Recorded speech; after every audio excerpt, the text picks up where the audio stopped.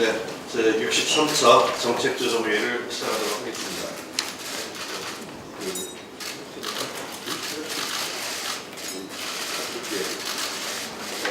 먼저 간단한 이 행사를 먼저 하고 모두 발언을 들어가도록 하겠습니다.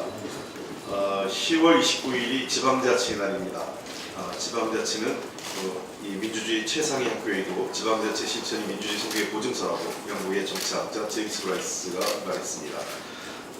문재인 정부에서는 민주주의 성공을 위해 지방 분권, 특히 지방 자치분권을 위해서 최선을 다하고 있습니다. 우리 당 원내 지도부가 지난 8월 초 전국의 더불어민주당 소속 지방자치단체장 및 지방의회로부터 지방정부 사업 활성화를 위한 법, 제도, 보완, 현안 사항에 대한 접수를 받아서 8월 25일까지 접수를 받았습니다. 그래서 이 과정에서 지방분권형 개혁, 근로자립을 국민 기초수급자 자활소득 공제, 한부모 가족 지원 대상자 범위에 대한 특례 적용 완화 등 전국 13개 지방자치단체와 4개의 지방의회로부터 총 169건의 법, 제도, 현안 사항이 접수되었습니다. 오늘 이상의 접수된 사항을 하나의 책으로 모아 원내대표님께 전해드리는 행사를 하도록 하겠습니다. 책이 꽤 무겁습니다. 이 무겁다는 것은 분량이 많다는 의미보다는 지방자치단체와 지방 자치분권을 위한 소중한 목소리가 담겨져 있기 때문에 그 정치적 무게가, 그다음에 그 사안의 중요성 때문에 매우 무거운 책이라고 할 수 있겠습니다. 원내대표님을 통해서 이 내용은 문재인 정부에 전달을 하도록 할 것입니다. 그래서 정부 차원에서 해당 사안을 다루고 개선 방안이 이루어지도록 할 것이고요. 국회 내에서 해야 될 일이 있는 것은 우리 당 원내 지도부를 중심으로 해서 잘 야당과 협치를 통해서 잘 이루어질 수 있도록 최선의 노력을 다하겠습니다. 전달식 있겠습니다. 같이 붙어주세요. 같이 옆으로. 왼쪽도 봐주세요. 지금 국감이 진행되고 있습니다. 국정감사 진행으로 인해서 많은 의원님들이 지금 지방으로 현장 국감을 갔기 때문에 원내대표단이나 우리 정책위 정저위원장님들도 참석하지 못했다는 점을 이해해 주시기 바랍니다. 원내대표 모두 받겠습니다. 네, 우리 유성건 지방자치 부대표께서 지방자치 여러 단체로부터 받은 제안들에 대해서 충분히 잘 검토하고 그래서 정부에게도 전달하도록 하겠습니다. 문재인 정부 출범 이후 전국 안정에 따라 소비와 투자 심리가 개선되고 있습니다. 그리고 재정의 적극적 역할이 기대되면서 대외 신인도가 안정적인 모습을 보이고 있는 것입니다. IMF는 올해 우리나라 경제 성장률을 기존 전망보다 0.3% 높은 3%로 예상합니다. 3년 만에 2%대 성장률 탈출이 점차 가시화되고 있는 것입니다. 국제신용평가기관인 무디스와 피치도 최근 우리나라의 신용등급과 신용 전망을 현재대로 안정적 단계를 유지하겠다고 발표했습니다. 정치적 안정이 민생과 경제 도약의 밑거름임을 다시 한번 느끼며 문재인 정부와 더불어민주당이 앞으로도 견실한 자세로 임하겠다는 말씀을 드립니다. 이러한 민생과 경제 재도약을 뒷받침하기 위해서 어제 발표된 일자리 정책 5개년 로드맵이 사람 중심, 지속 성장 경제 구현의 마중물이 될 수 있도록 최선을 다해서 뒷받침해 나가겠습니다. 특히 입법적 사항은 노동시간 단축, 비정규직 제한, 축소, 혁신 창업처럼 여야 공통 공약을 중심으로 우선적으로 처리해 나가도록 하겠습니다. 특히 노동시간 단축은 기존의 잘못된 행정 해석을 바로잡는 일인 만큼 입법이 시급합니다. 여야 이견이 크지 않음에도 불구하고 지속적으로 지연된다면 장시간 근로와 일자리 부족의 모순이 공존하는 우리 노동시장의 불합리를 바로잡을 수 없습니다. 우리 국회의 역할이 어느 때보다 중요한 만큼 야당의 조속한 처리 협조를 요청드립니다. 문재인 대통령께서 헌법재판소 재판관으로 유남석 광주고등법원장을 지명했습니다. 후보자는 법원 내에서 헌법재판소 2차례 근무 경력과 법원장, 법원행정처장 등 주요한 보직 경험이 풍부한 전문성을 갖춘 인사로 평가되고 있습니다. 그런가 하면 이명박 정부 민간인 사찰 피해자에 대한 국가 배상 인정 등 국민의 기본권 수호에 확고한 입장을 갖고 있는 것으로 평가되고 있습니다. 헌법재판관으로서의 전문성과 헌법정신 구현의 철학을 갖춘 분으로 볼 수 있는 만큼 국회 청문 절차가 원만히 진행될 것이라 기대합니다. 한편 헌재 소장 임기 문제를 둘러싼 여야 간 이견에 대해서도 유남석 후보자 지명과 무관하게 국회에서 조속히 해결해 나가야 한다는 입장을 말씀드립니다. 아시는 것처럼 현행 헌법재판소의 헌법재판관 임기를 6년으로 한다는 내용 외에 헌법재판 소장의 임기 규정은 따로 6년으로 한다는 내용 외에 다른 내용이 정해져 있지 않아 매 시기마다 논란이 벌어지고 있습니다. 헌재 소장은 헌법재판관 9인 중에서 정하고 헌법재판소장 임기를 6년으로 보장함으로써 헌법 정신을 구현하고 헌법재판소 운영의 안정성을 기하기 위한 슬기로운 해법이 마련되어야 합니다. 모쪼록 유남석 후보자 인사청문 절차는 절차대로 진행하고 조속히 헌재 소장 임명 관련 입법 공백 해소를 위한 여야 간 합의에 따른 처리를 요청드립니다. 이번 국감에서 전임 정부 실정을 찾아내고 또 민생에 있어 불공정, 불평등 해소에 우리 당 의원님들의 활약이 단연 돋보입니다. 여러 주요 국감 이슈 중에 박용진 의원이 밝혀낸 삼성전자 이건희 회장 차명 계좌 건에 대해서 한 말씀 드리겠습니다. 박용진 의원이 밝혀낸 바에 따르면 이건희 회장이 2008년 특검을 통해 확인된 차명 계좌에서 4조 4천억에 달하는 돈을 찾아갔다고 합니다. 그런데 금융감독원 자료에 따르면 금융실명제법에 따른 실명 전환도 하지 않았고 누락된 세금이나 과징금도 내지 않았다고 합니다. 저뿐만 아니라 국민들도 어안이 벙벙하실 것입니다. 당시 이 회장은 대국민 사과를 통해 실명 전환과 세금 납부, 사회공헌을 약속했던 것을 똑똑히 기억하고 있는데 만일 이것이 사실이라면 있을 수 없는 대단히 부도덕한 행위입니다. 국민 앞에서는 고개를 숙이고 뒤로는 이익을 챙기는 삼성의 행태에 실망을 금할 수 없습니다.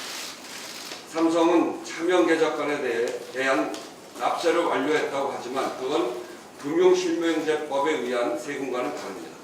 삼성이 국민을 기만하고 있다는 지적에 답변해야 할 것입니다. 그런데 이 회장에게 면죄부를 준 것은 다름 아닌 금융위원회로 보입니다. 이 회장이 차명 계좌가 과세 대상이 아니라는 이명박 정부 시절 금융위원회의 이해할 수 없는 결정으로 인해 이 회장의 부도덕이 완성될 수 있었습니다. 불법 비리 자금 형성을 막고 공평 과세를 통한 투명 사회를 만들겠다는 금융실명법 도입 취지를 누구보다 엄격하게 지키도록 해야 할 금융위원회가 잘못된 유권 해석을 통해 금융실명법을 차명거래 촉진법으로 무력화시켰다는 지적에 대해서도 답변해야 합니다. 만약 금융위원회가 여전히 이명박 박근혜 정부 때처럼 일을 해도 된다고 생각한다면 큰 착각입니다. 지금은 공정하고 정의로운 문재인 정부임을 명심하고 잘못이 있다면 과감히 공개하고 바로 잡는 것이 순리입니다. 더불어민주당은 이번 국정감사 기간에 이건희 차명 계좌에 관한 의혹을 최대한 파헤치고 국정감사 이후 그 결과를 취합해서 후속 조치를 취해 나가도록 하겠습니다. 정부 당국에 대해서도 관련된 공정과세 재검토와 징수를 강력히 촉구해서 문재인 정부의 경제 민주화와 재벌개혁 의지를 확고히 하도록 하겠습니다. 한 가지만 더 말씀드리겠습니다. 한반도 정세와 자유무역 질서의 중대한 국면이 될 트럼프 미국 대통령의 방안을 앞두고 일부 지역적인 논란 제기에 대해서 유감을 표합니다. 조지 부시 전 대통령 이후 25년 만에 국빈 방문, 빌 클린턴 전 대통령 이후 24년 만에 국회 연설 일정의 의미보다 잘못 읽었습니다. 조지 부시 전 대통령 이후 25년 만에 국빈 방문, 빌 클린턴 전 대통령 이후 24년 만에 국회 연설 일정의 의미보다 일본보다 짧은 체류 일정을 문제 삼는 것은 달을 가리치는 손가락을 쳐다보는 것과 다름없는 일입니다. 단적으로 트럼프 대통령의 국회 연설은 이번 아시아 순방국 중 유일합니다. 한반도 안보 위기가 엄중한 만큼 트럼프 대통령이 북핵 위기, 동북아 정세와 관련 어떤 해법과 메시지를 남기게 될지 귀추가 주목되는 상황입니다. 정작 우리 국회가 이번 일정이 갖는 의미를 간과하고 있는 것은 아닌지 살펴봐야 할 일입니다. 북핵 위기, FTA 등 어느 때보다 중요한 의제를 앞둔 회담인 만큼 우리 정부도 더욱 철저히 대비를 주문합니다. 이번 정상회담을 통해 한미 동맹을 더욱 공고히 하고 주변 정세에 신속하고 주도적으로 대응해 나갈 수 있도록 해야 합니다.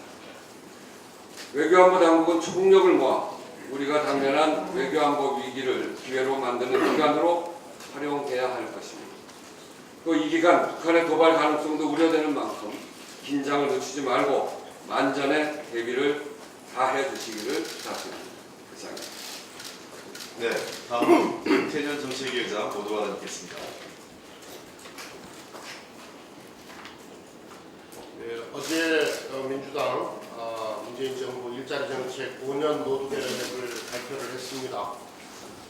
더불어민주당과 문재인 정부는 앞으로 일자리 로드맵을 나침판으로 삼아 일자리의 양과 질을 모두 개선하기 위해 최선을 다할 것입니다. 문재인 대통령께서 발표했듯이 민간 부분의 일자리 창출은 혁신 성장과 사회적 경제를 쌍두마차로 추진해 나갈 것입니다. 혁신 성장에 대해서는 여러 차례 말씀드렸지만 혁신형 기술 창업을 활성화하고 스타트업이 스케일업으로 중소기업이 중견기업으로 성장할 수 있는 환경을 조성해서 민간에서 좋은 일자리가 많이 만들어질 수 있도록 정책 역량을 집중하겠습니다. 사회적 경제 활성화를 위해서 금융 공급과 판로 지원을 확대하고 사회적 경제 관련 3법이 연내에 통과될 수 있도록 노력하겠습니다. 일자리 정책의 효과는 단기간에 그 효과가 피부로 느껴지지 않는 만큼 끊임없이 연구하고 끈질기게 추진해 나가겠습니다. 일자리 문제 개선에 있어서 중요한 정책 가운데 하나가 일자리 로드맵 안에도 포함되어 있는 근로시간 단축입니다. 근로시간 단축으로 인한 기업의 부담을 완화하고 산업 현장의 혼란을 최소화하려면 법 개정을 통해 단계적으로 적용해야 합니다. 더불어민주당은 주당 근로시간을 52시간으로 단축하되 기업 규모에 따라 적용 시점을 다르게 하는 내용의 근로기준법 개정안을 이번 정기국회에서 반드시 통과시키겠습니다. 아울러 근로시간 특례업종 축소도 정기국회에서 함께 처리할 것입니다. 자유한국당은 더 이상 시간 끌지 말고 근로기준법 개정에 적극적으로 협조해 주기를 당부합니다. 박근혜 정부의 청와대는 조작과 은폐로 얼룩져 있었다는 사실이 계속해서 드러나고 있습니다.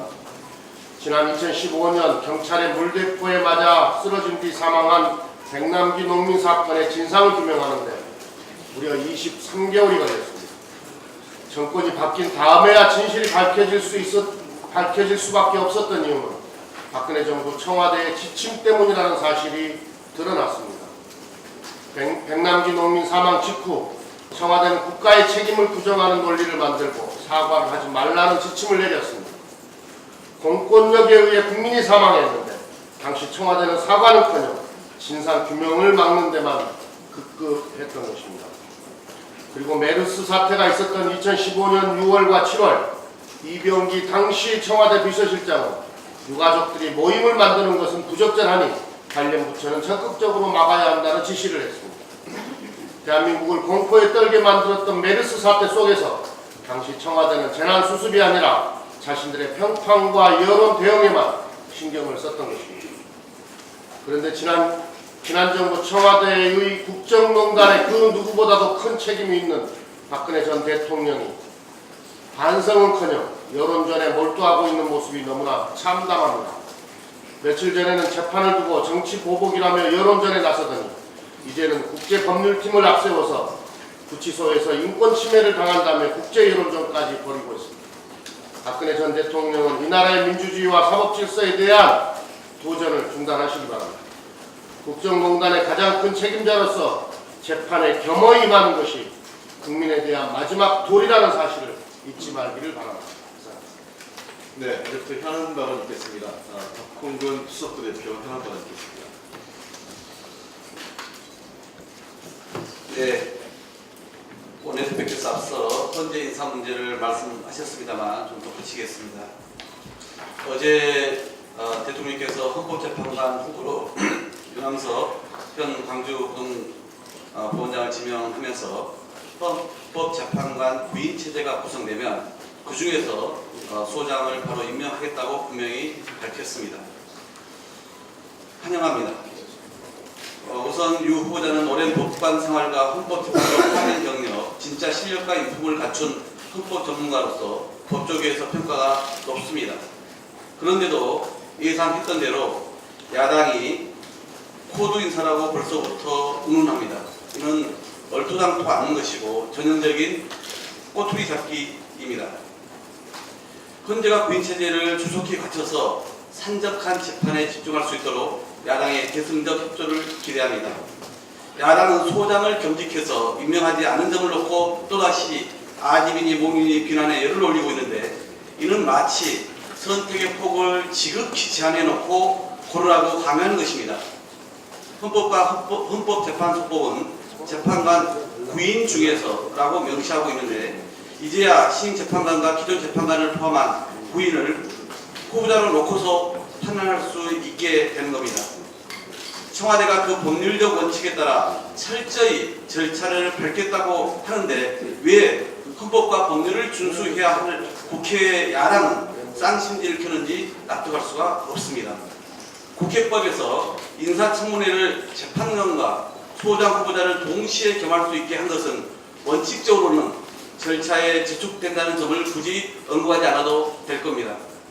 이미 2차례에 걸쳐 재판관 전원일치로 김희수 재판관을 대행으로 추천했었고 이미 활동하고 있기 때문에 헌재의 운영은 헌재에 맡기고 국회가 할 일은 윤함석 후보자의 인사청문을 당리당략에 의하지 않고 공명정대하게 실시한 것입니다. 그리고 헌법과 헌법재판소법, 국회법의 불일치 조항이나 임기 규정 등 미비한 사항을 보완하기 위한 합의를 도출하고 그 개정에 조속히 착수하는 일이라는 점을 분명히 밝힙니다. 11월 중에는 계류된 법들의 개정이 반드시 마무리될 수 있도록 야당의 협조와 법사위의 처리를 요청합니다. 자유한국당의 피감 기관에 대한 막말과 창피주기식 윽박, 기관장에 대한 기본적인 예우조차 갖추지 않는 데 대해 강력히 항의하고 시정을 요구합니다. 지난 13일 과방위 국감에서 방통위원장을 기관장으로 인정하지 않으며 호칭을 이효성 씨, 유효성 교수라고 불렀고 17일 행안위에서는 서울시장을 범죄인 대하듯 추궁했고 17일 산자위에서는 전혀 상관없는 기관의 번지수가 잘못된 질의로 물의를 빚기도 했습니다. 법사위에서는 13일 국감이 파행이 벌어졌는데 17일에도 고성과 막말 퍼레이드가 이어져서 언론의 지적을 받았습니다. 최순실 국정농단이 심했던 교육부와 문체부 국감에서는 적법하게 진행되는 적폐청산을 문제 삼으며 딴죽을 걸었습니다. 자유한국당은 국감에서 기본적인 예의를 갖춰 현안 질의에 집중해 주시고 맥락이 없는 피켓 도착과 항의, 의사진행 방해 행위를 중단해 주십시오. 일각에서 여당이 야당 같고 야당이 여당 같다는 말씀을 합니다만 민주당은 과거 잘못은 야당 같은 문제의식으로 선거 질의를 벌이고 민생안보 정책에 대해서는 대안 질의를 벌이고 있기 때문에 여야의 모습을 두루 갖춘 하이브리드형 국감을 벌이고 있습니다. 중간으로 향해 가는 국감에서도 좋은 활약과 성실한 활동을 기대하며 의원님의 그리고 보좌진들의 노고에 감사를 드립니다. 짧게 한 말씀만 더 드리겠습니다. 세월호 참사 이후 박근혜 청와대는 2014년 7월 7일 국회 운영위에 출석하여 청와대는 재난 컨트롤 타워가 아니다라고 억지 주장을 펴 후 7월 말 국가안보위기관리팀을 무단으로 변경한 사실이 이미 드러났습니다. 그리고 얼마 후 8월 5일 국방위에 국가위기관리기본지침 수정 지시 문건을 보낸 사실이 국방위에서 확인되었고 8월 8일에 복지부, 문체부, 교육부, 기재부, 노동부에도 수정 지시 문건을 보낸 사실을 해당 상임위에서 우리 의원님들이 확인했습니다. 자신들의 책임을 회피하기 위해 국민에게 거짓말을 국민에게 했던 거짓말을 감추기 위해 국가 권력이 범죄 집단으로 전락하여 대통령 보고서와 대통령 훈령을 조작하고 각 부처의 수정 지침을 하달한 사실에 대해 경악을 금치 못하고 검찰의 철저한 수사를 촉구합니다. 이상입니다.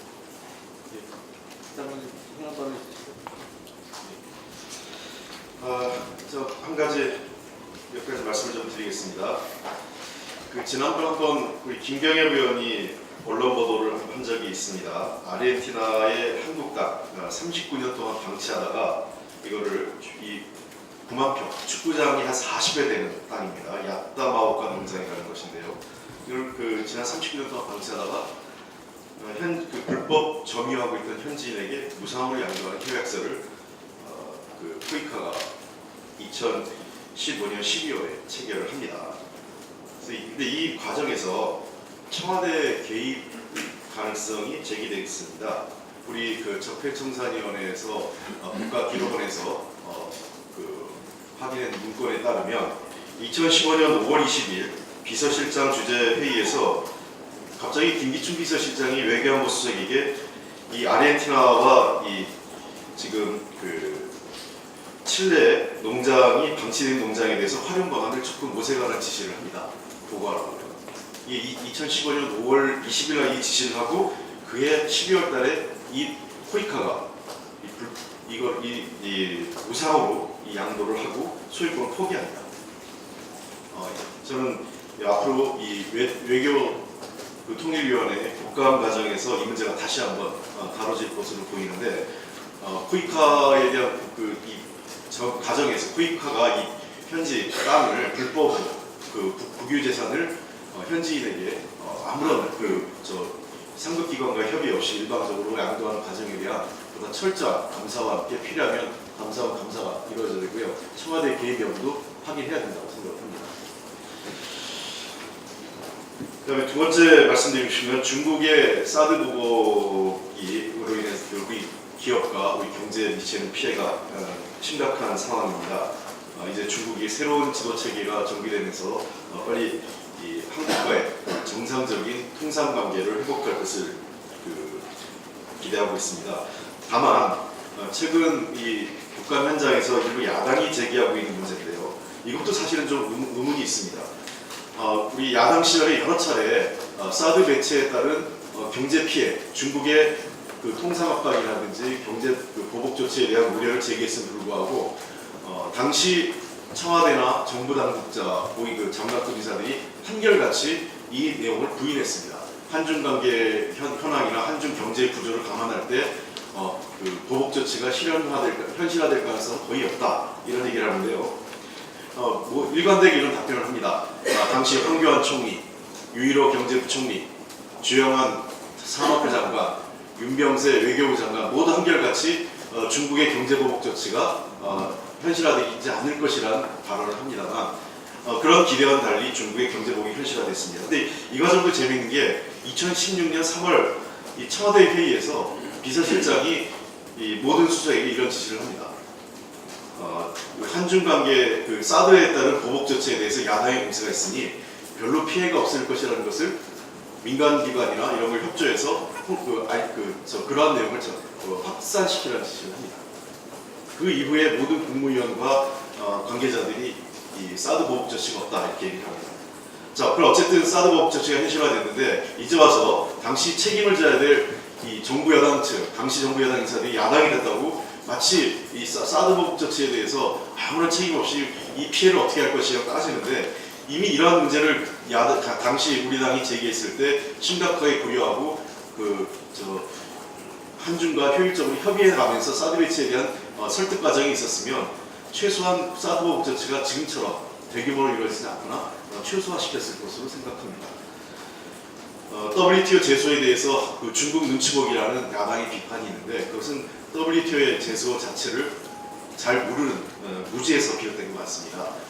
WTO 제소에 따르면 WTO 제소에서 최소한 승소하기까지 가져면 최소 2년에서 길게는 4, 5년 정도 걸립니다.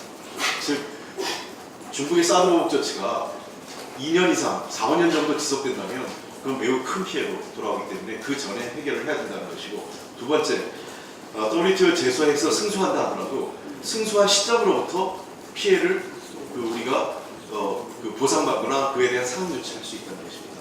그러니까 지금 현재 이루어지는 피해에 대해서 WTO에서 승소한다 하더라도 보상받을 수 있는 건 없다는 것이죠. 그런 측면에서 지금 문재인 정부 청와대에서와 우리 관계 당국이 WTO 제소를 포기한 게 아니라 WTO 제소를 위한 만반의 준비와 모니터링을 하고 있습니다. 그리고 이 카드를 갖고 중국 당국과 지속적으로 협의해가면서 이 조기에 사드 보복 조치를 해소하기 위해서 노력하고 있는 것이지 결코 중국 눈치 보기가 아니라는 것입니다. 이 WTO 제소에 따른 실효성과 한중 무역 경제협력 관계를 그다음에 양국 외교 관계까지 포괄적으로 검토한 이후에 WTO 제소 문제를 결정할 것이라는 것이 문재인 정부와 관계 당국의 입장이라는 것을 다시 한번 확인합니다.